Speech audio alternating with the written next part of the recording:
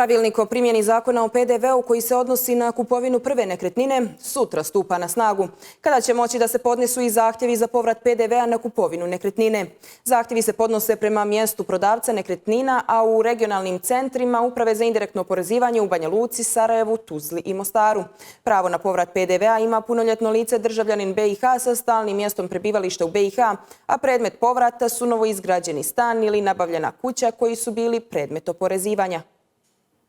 Stiže zeleno svjetlo za podnošenje zahtjeva za povrat PDV-a za one koji kupuju prvu nekretninu. Odnosi se na one koji su kupili nekretninu u zgradi ne starijoj od 10 godina. Svi oni koji su stan uknjižili nakon usvajanja zakona o dopuni zakona o PDV-u 12. aprila lani imaju rok do kraja ove godine za podnošenje zahtjeva. Oni koji uknjiže nakon 8. jula ove godine, odnosno stupanja pravilnika na snagu, imaju rok do 30. juna naredne godine. Nema potrebe da se žuri, nego je prevashodno neophodno da se prikupe svi neophodni dokumenti i da oni budu onakvi kakve uprava zahtjeva.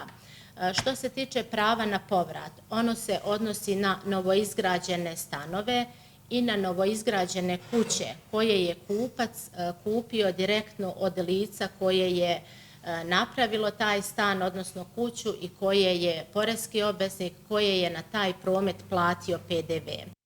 Pravo na povrat PDV-a ima lice koje na sebi nema imovinu i koje je nije imalo u posljednjih 7 godina. Potrebno je dosta dokumenata različitih institucija, ali će uprava probati da preuzme ono što može da uradi umjesto građana. Iz uprave priznaju i da se očekuju poteškoće u primjeni ovog rješenja, a u prva 2 mjeseca očekuje se veliki broj podnesenih zahtjeva. Ni mi, ni građani nismo svjesni, sigurni kakvi se sve izazove u ovoj implementaciji ovdje mogu pojaviti. Ovo situacija bračni drug, ko ima, ko nema, tako dalje, sve je to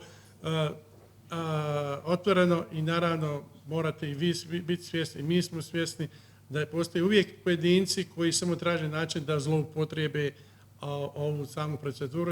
Zakonski rok za povrat PDV-a je maksimalno 6 mjeseci od podnošenja zahtjeva.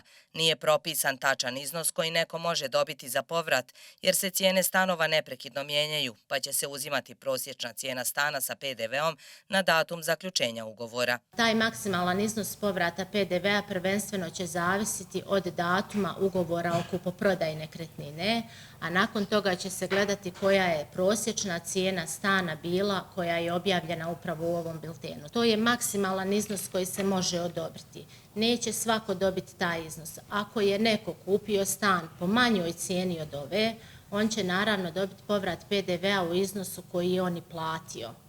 Stan za koji se kupcu odobri povrat PDV-a ne smije se prodati 5 godina. U protivnom, građanin je dužan da upravi vrati dobijeni novac te da plati zatezne kamate. Brojna su pitanja građana već upućena upravi, među njima i onih ljudi koji su sami gradili kuću i koji misle da imaju pravo na povrat jer su i oni nekome platili PDV, ali zakon ne odobrava takvo pravo.